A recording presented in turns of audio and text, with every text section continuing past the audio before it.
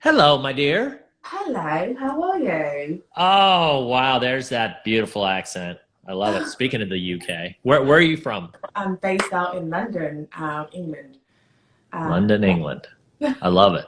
So, and have you been there your whole life? Have you moved around? I've lived around, yes. I'm originally from Nigeria, so and if my Nigerian community that are here, I wish you guys lots of love. I was born in Nigeria and moved to England at 2. My mom moved over when I was just like literally 2 years old, and I stayed here to about 9.5. Went back again to Nigeria to my dad thought it was time I needed to learn some authentic way of life. I need to go back to Africa and learn basic stuff. So yeah, we moved over to Nigeria and stayed there till I was about 17 and a half and came over back to the UK. So it's between both continents. I practically say when people ask me, who are you? Where are you from? I think I've lived more in the United Kingdom, but I'm also very much Nigerian and African girl. Oh, Yes. I love it. Well, that's a very cool mix. I would Yeah. imagine that there's not a huge population of that mixture that you run into. In the United Kingdom, there are actually, Oh yeah. yes, many parents decided to do this similar thing to what my parents Mm. did, was actually live halfway and then send their kids back home because they just felt that it was quite essential that you know a little bit about who you are, where you're from, your background.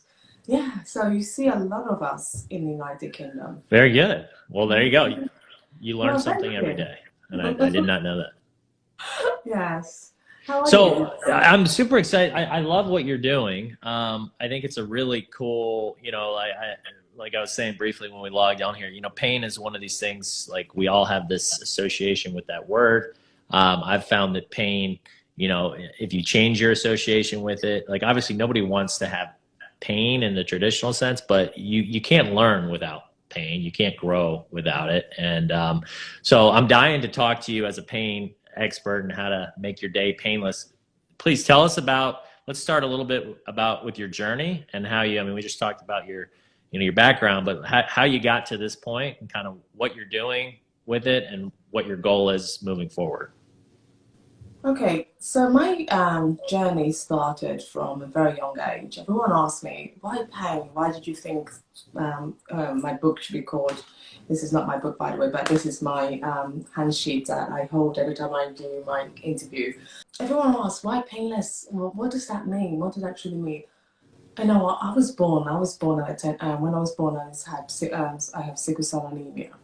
And sickle cell is a blood disorder that affects your blood. So the way your blood flows in the body. So if when you have sickle, it gets stuck. And people ask, what do you mean get stuck? It's like, just imagine the blood vessels and all the red blood cells trying to get through. But because you're now stressed out and the red blood cells are, people with sickle cell, rather than having it round like a round ball, we have it in a crescent shape. So they all get sticky and all mashy and they all stick together. And imagine it's being stuck wherever, because it's blood related, it could be any part of your body, anything that uses blood. And this gets stuck there and that causes tremendous pain. And I mean pain. Yeah. And as a child growing up, I was very confused about it. I was thinking, why am I in such pain all the time? Why am I being punished? And I didn't see the benefit of this pain. All I felt was that I was being cursed because I knew everyone said to me, get ready, enjoy your life now, because by the time you're 21, you're going to die. So just enjoy it while you can. I always did that. I enjoyed my life. I remember I said at the beginning, I've lived in both countries. So when I was in Nigeria, the challenges I had were very different than I had when I was here. If, for example, when I was younger living in Nigeria, the pain I had was pain of, oh, I'm never going to amount to anything. She's a child that's born with this chronic illness that can't do anything. And that stayed in my mind. I believed it. And I believe, trust me, I believe I was never going to get married because everyone said to me, No one marries a girl who's sickle cell, so don't ever think of being dating a guy because you're never going to get married. I was bedwetting because my dad wanted me to stop, to not get sick, because in Nigeria, probably like very much like the United States, is where you pay for your hospital. In the UK, we're so fortunate we do it through our, we pay through national contribution. In Nigeria, you pay. So my dad never wanted me to get sick. Every night, my dad would give me a bottle of water, say, take your water, you have to drink it before you go to bed. And I would drink this full bottle of water, and then in the morning, I see my bed all wet. And I just know I shouldn't be wetting the bed. I am now 14, and I'm still bedwetting. But it was just because of the sheer pain I was going through. My dad didn't want me to get sick, and that was the only way they knew how to cure me. So it's always all these challenges that comes with living with pain, and that gave me the insight of who I am today. I think I'm trying to answer the question that how did I get to where I am today? It was because of my own chronic illness of living with pain, where I thought I turned off my mindset. I turned everything off and said, I'm not worthy. I'm a useless person. These are the words I used to say to myself. You're useless. You're not going to contribute anything to society. You're going to die very soon. Why are you in existence? You're never going to get married. Why bother with school? Because all my sisters did very well, but I never did very well because I couldn't go to school. And if I went to school, I never understood what the teacher was doing. So it was just a waste of my time. The teacher will be writing, and I'll just be taking notes and lying to myself. So it's all these struggles that came with the pain. And not just the pain of this illness itself, but the pain of human beings. Human beings rejecting me. Human beings believing before I even opened my mouth and said, I wanted to do this. Someone looking at me and saying, you're too sick. Why bother? Why even give it a go? So it's that pain that I live with today, and it sticks in my mind that says, there is pain in this world, and I had to learn how to deal with this pain and had to learn how to overcome these circumstances. Oh, wow. I love that.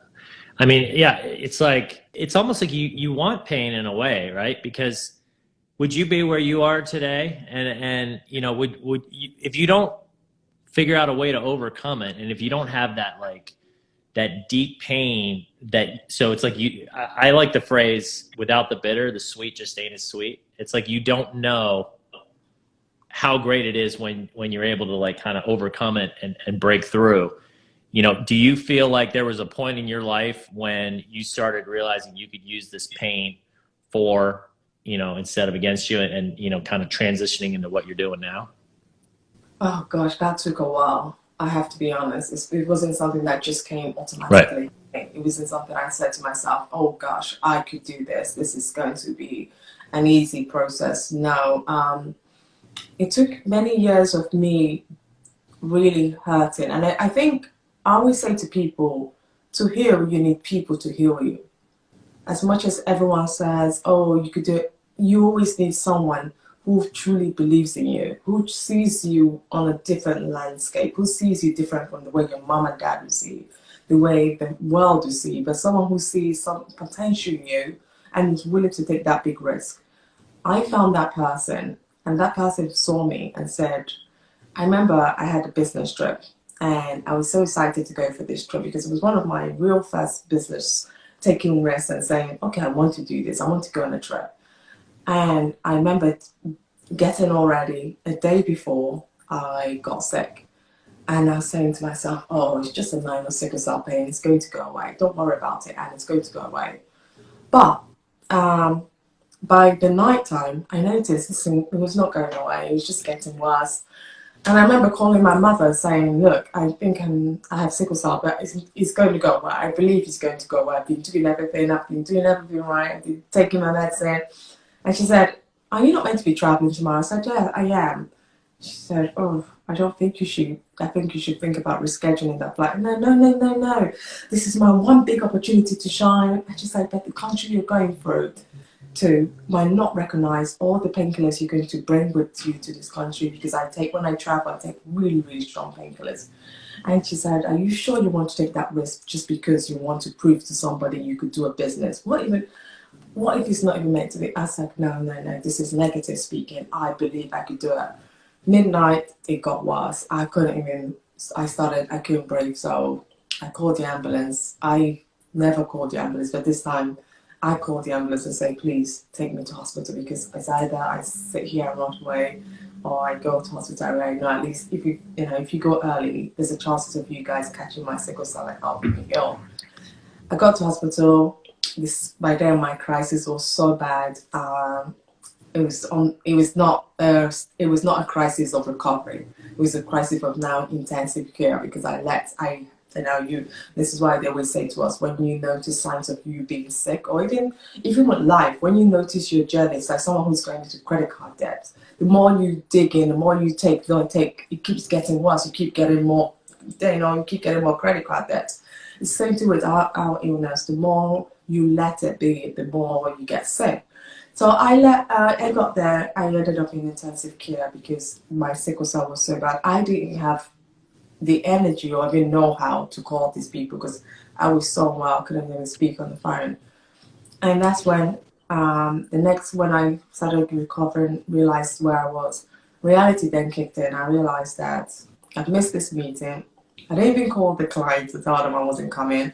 They booked my tickets and I didn't turn up. So my doctor came in for the ward round. This is when I was slightly better, 3 days later. I started crying. I said, don't come see me, please. Life is not even worth it. Why are you guys even treating me? And the doctor was like, why? She should be grateful that she's alive. And I was like, no. Grateful for what? Why are you even treating me? You don't need to treat me. Just go to the next patient. Go. And the doctor was like, oh gosh, Anne, relax. And I was crying, and I had blood in one arm, I had IV in one arm, I had thin on my neck because my veins were no longer existing. It was all going through one of my neck. And the doctor looked at me thinking, gosh, she should be grateful she's alive. And I said, no, why should I be grateful? I miss my business, I miss everything, I miss life. I'm missing life. Don't you get it? Then what's the point of life? And I was really being honest with him. And he went away. He said, I better, because he came with the whole staff of, they come with the whole team, the hematology, all kinds of doctors. And then he just left to the next week because he said he saw I was upset, so he didn't want to stay any further. And 45 minutes later, he came back and he said, oh, and I didn't want to talk in front of my colleagues, but what's wrong? And I said to him, I miss everything. I get a job, I quit because I can't do it because of sickle cell. I want to get married, then I'm always so nervous about life. I want to do this, I can't do it. I want to try be an entrepreneur, I can't do it. What can I do? What is the purpose of my life, doctor? Why are you keeping me? Just let it be, let me go. And he looked at me saying, Anne, why are you talking like this? I said, what do you mean, why am I talking like this? This is how to talk. Why are you keeping me? Stop it. And I went to the thing on my neck. I wanted to pull it out because I was just so mad. Because we take morphine and it agitates you as well. You get, even if you're a normal person, you get more mad because you've taken all these tablets. So I wanted to take the morphine off my neck, just pull it out. And he looked at me and said, Anne, just relax. Just relax. I understand. I understand your pain. I understand. You're in so much pain physically from the sickle cell. And not only that, socially, you're in so much pain because people are rejecting you. People don't believe in you. Because I got a text message from the people saying, you wasted our time, you booked this flight, you didn't come. So my doctor said, I understand. So you feel like nothing is going right. But all I would tell you is that, Anne, believe me, I myself, your doctor, is also going through pain. I'm not well. I have my own illness, so I'm just trying to make things work for me. I said, whatever, doctor, it's okay, just go. And I text my mentor, who's still my mentor to today, and I said to him, oh gosh, I'm so upset. This life is not worth living. And he sent me the most beautiful message, and I don't know why he sent me this. He said, Anne, life is full of pain. Everybody you meet is going through pain. I'm thinking, what do you mean? And I have to finish. And he said, everyone you meet is going through pain. Some people are going through pain. They have no mother.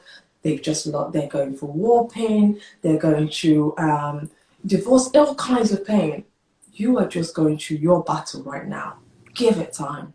Your battle will be over and you will see the light again. I read that text. I said, gosh, this is now you've insulted me to the highest level of insult. Why have you just done it? Then at night time, it's almost like something flashed within me. I just saw something which I've never ever seen in my life. Something said to me at night, Anne, yes, you are going through pain, but turn your pain into purpose. Yes, you might not be able to achieve anything that the world thinks you can achieve. You might not be the accountant your dad wants you to be. You might not be the super person you want to be, you've set out for yourself. But guess what? Turn your pain into purpose. I didn't know what that meant, but that stuck with me. And that's when I had the shift in mindset. I said, I'm going to make my pain my best friend. When I'm in pain, I will cry about it.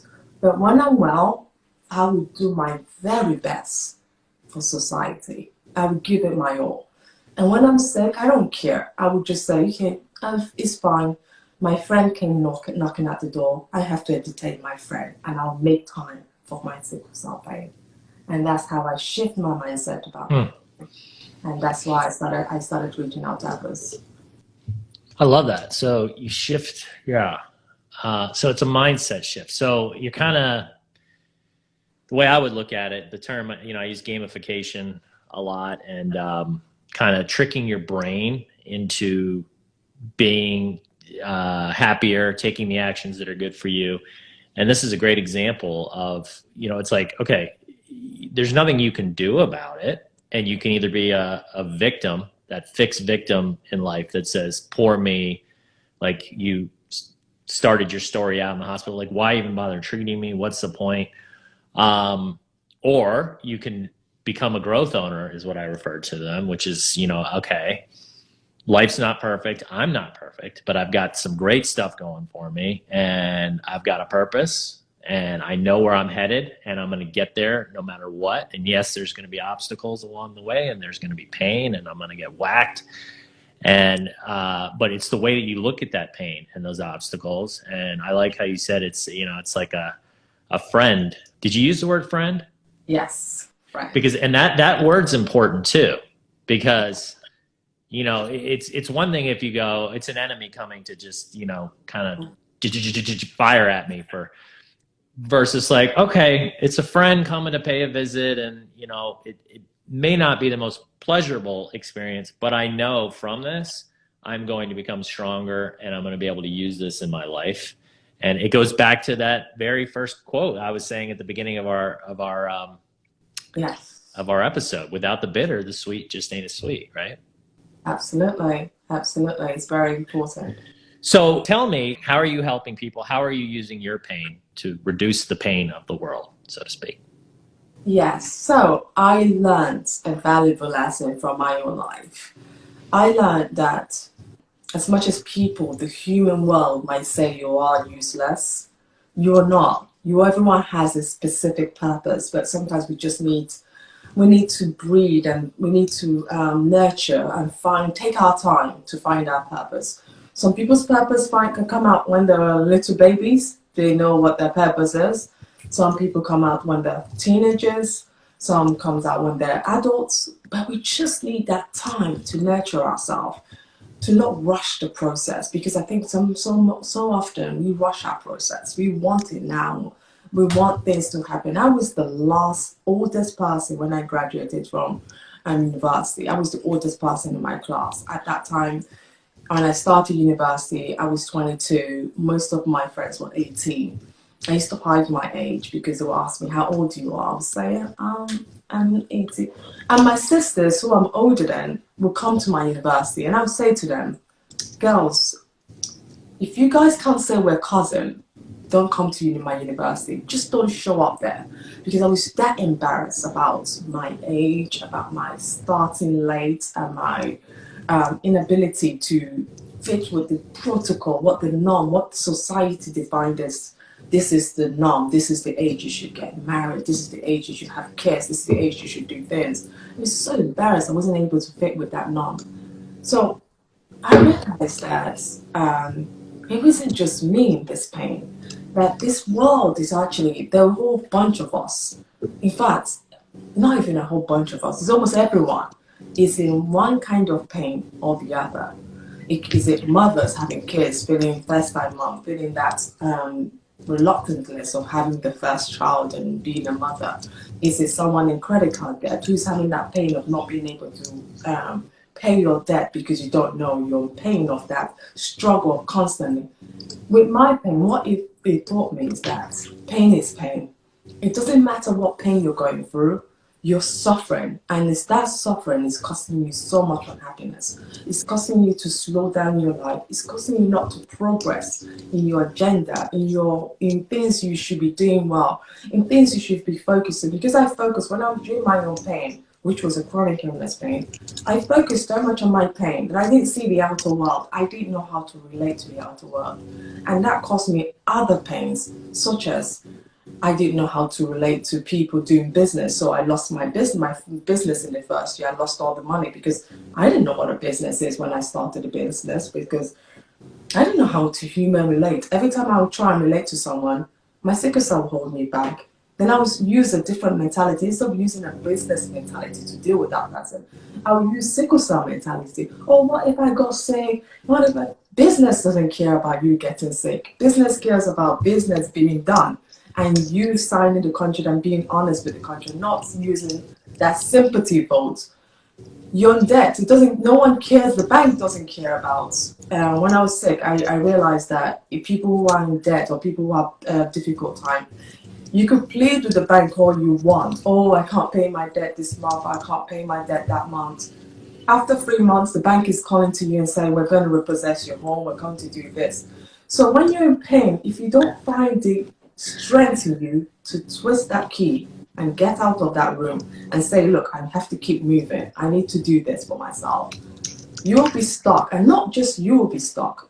Everything you've built, everything you worked for will be destroyed because you let pain ruin you. So what we do at Painless University is to help people who are going through those difficult pain. First, we start by having conversation with people to share their stories. So people could go on our websites and watch their stories and learn. Because I figured out myself. If I had someone who has told me, there's certain things you could do with sickle cell, there's certain things you could do with it that will not make your crisis this bad, or certain things you should be aware about the world, I don't think I would have been in so much problems. I don't think I would have started late, or my mother would have been informed, because I could have shared those videos with her and say, Mom, oh, watch this video. See, this other girl suffered this thing. She would have she would have solved it differently. So that's the first thing. We used to utilize the videos to storytelling for people to understand that they're not alone. There are other people out there who are going through it.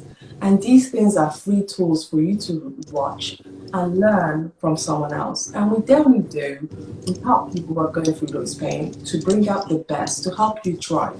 Because the worst place anybody who wants to be successful will remain. If I stayed where I was in that hospital lamenting, or listening to everyone who said, oh yes, and you can't do it because you're not good enough, you're sick, look at you, you can't even make it through a week, you're not good enough, I would be where I am today. I would still be stuck in my own prison. I call it prison. I don't even say I was stuck in anything. I was stuck in my own prison. I had to break the chain and say, enough, I need to be successful. I need to be, and successful not always, it doesn't have to always be money-wise, but successful means that you could go out freely and not be burdened by fear. And that's what we do at Painless University. So we help people going through pain and helping them to find a painless day so they could thrive and live their best life. Yeah, I love that. And so what are some of the strategies that you use, right? So it's like, how are people taking that pain and using it for instead of against them? So some of the strategies is run through the conversation. We utilize the conversation, putting people in touch so they could go watch the show and making sure they're watching relevant shows that is appropriate for them. So on the show, we have different categories. We have the entrepreneurship category, chronic illness category, and family, relationship, and so there are 9 different categories we have that you could just click in and you could fill one that is appropriate for you.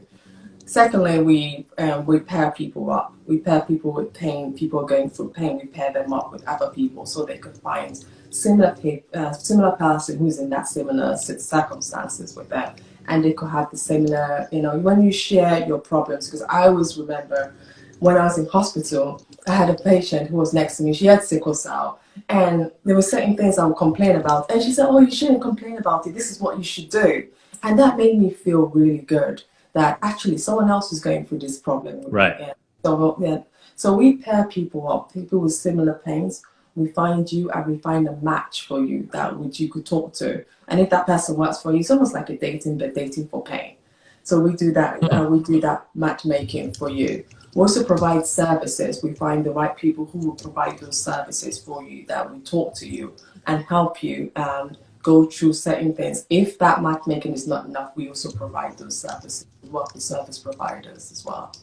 I like that. So you're pairing them up, and yeah, I like the analogy. Right, it's kind of gamifying it. You're dating for pain. It's kind of a cool way to look at it. It's like you're finding a match, and then you're giving them outside services to help them, and then you're kind of leaving it up to them to be their own growth owners to use this stuff and figure it out, or are you kind of along the way holding their hands?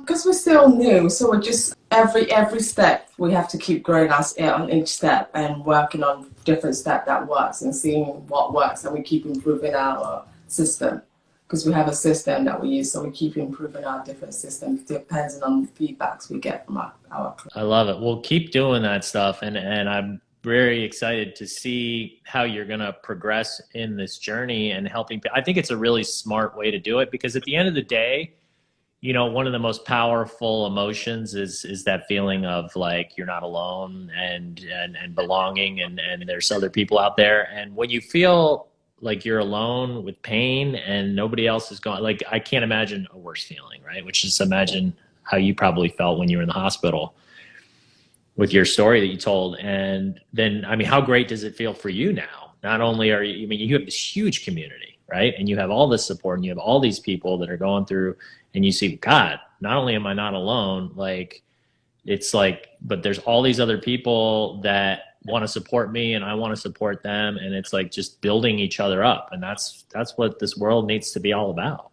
Yeah, absolutely. So it's, yeah, thank you for being part of that. One of the things I like to always talk about as when we start to wrap things up is in terms of habits. Are there certain habits that you feel, maybe a habit that you used to have, I call them failure versus success habits, you used to have, and now you've been able to change that failure habit because of your new perspective, your mindset shift, whatnot, into a success habit that is helping to build your momentum and your happiness? And is that, whatever that is that something that you're using in your system and helping other people to use for themselves as well? I think honestly, I tell people, because I was able to heal myself, I don't like to lie about it.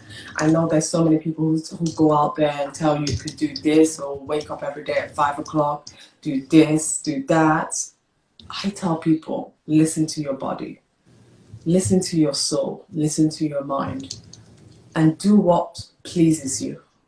Do what pleases your soul. Because at the end of the day, life is very short. And whether we like it or not, it is very, very short. The worst regret we have in life is not doing what we wanted to do, or not sleeping that extra minute because there's someone who told us that they got up every morning at 5 in the morning to do the run, to do the... Some people did that and they still died at 60 years old.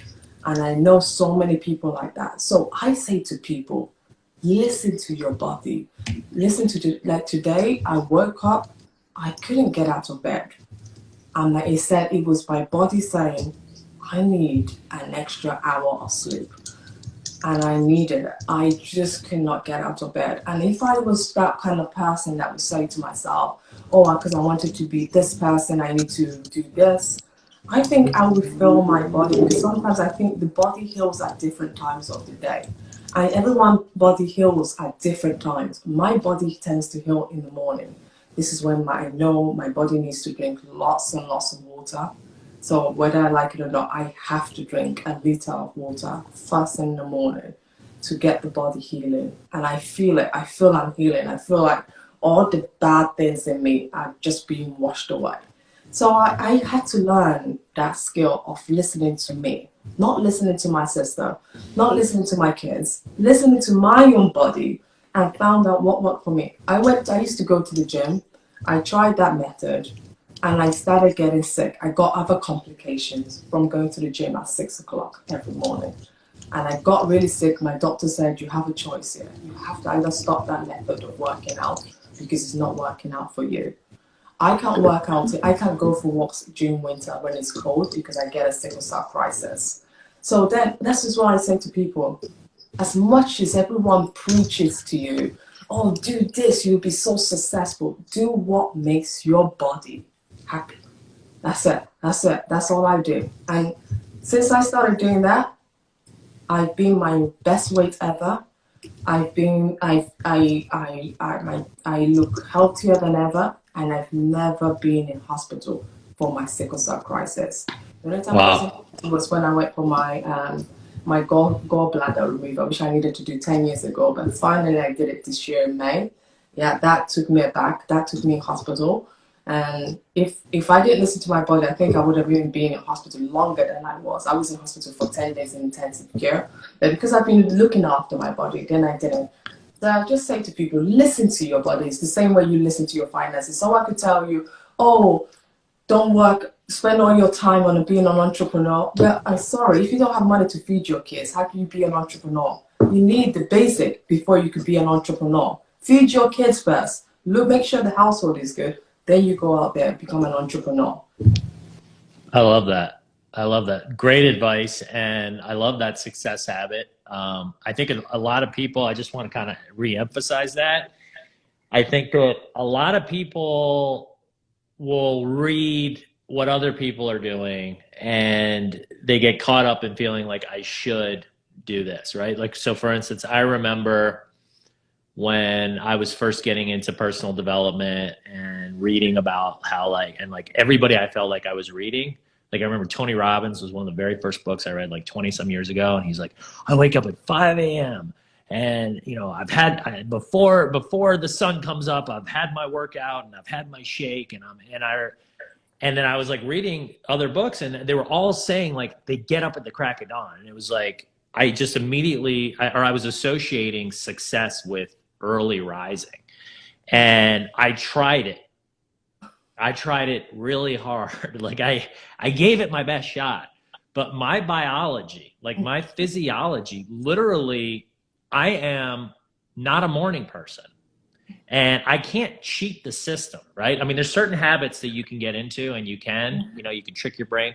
But I feel like physical biology, like you're saying, like pain, if it's coming, just accept it. It's your friend. It's here. Like, don't try to fight it. Like, and I was just fighting upwind and upstream. And finally I got like, you know what?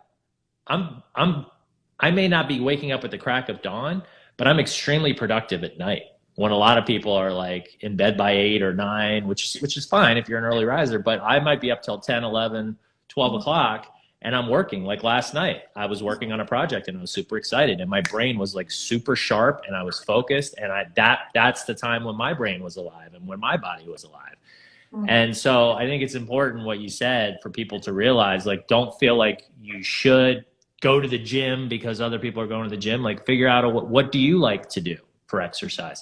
Do you like to play basketball? Do you like to play tennis? Do you like to, go on what's this thing that's taken off the Peloton? Like, right? It's like, and they're geniuses, by the way, in that they've gamified fitness in a way that it makes you want to work out. No way. Very smart, using stuff like rewards and competition and social connectivity like you're doing. And that's what life's all about, figuring out ways to kind of get your brain to go, okay, yeah, like this is what works. This is listening to yourself. And now let's go this way and let's figure out ways along the way to reduce friction to be happy. Yes. Absolutely. I think that's the only way, because that's the only way you find your joy. Else you find yourself going back in the same routine and being unhappy where you are.